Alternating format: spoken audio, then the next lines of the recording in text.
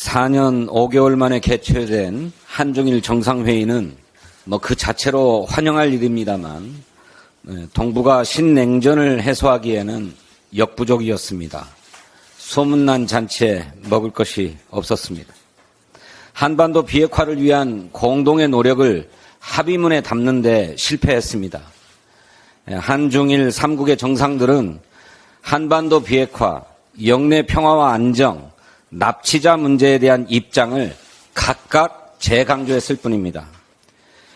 2019년 12월 중국 청두에서 열린 8차 정상회의에서 우리는 한반도의 완전한 비핵화를 위해 노력한다고 합의했던 것에 비추어 보면 명백히 후퇴한 것입니다. 윤석열 대통령이 일본의 주장을 반복하면서 대일 굴욕 외교를 재시전한 한일 정상회담은 실망 그 자체입니다. 바다를 맞대고 있는 대한민국의 대통령은 후쿠시마 핵오염수 문제에 대해 언급조차 하지 않았습니다.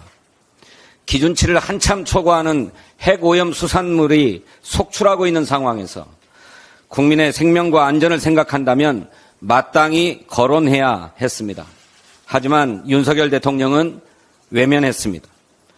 반면에 중국의 리창 총리는 일본산 수산물 수입 정지 조치 철폐를 요구한 기시다 총리에게 책임과 의무부터 진지하게 이행하기를 바란다.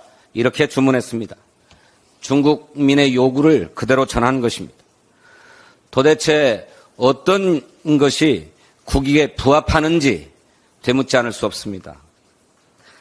라인 사태에 관해서는 이번에도 일본의 주장을 반복하면서 눈치만 봤습니다.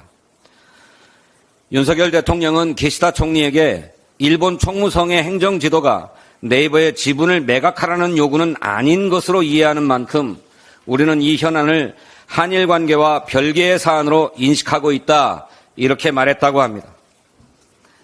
강력히 항의하고 철회할 것을 요구해도 모자라는 판에 일본의 아닌 척 해명에 오히려 손을 들어주는 꼴 아닙니까?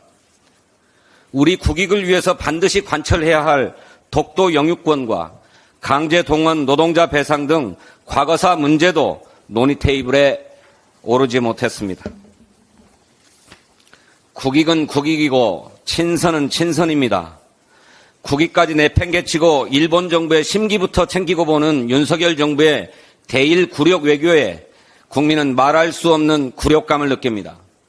이러니 정부가 일본 총리실 산하가 아니냐 하는 지적이 나오는 것 아닙니까?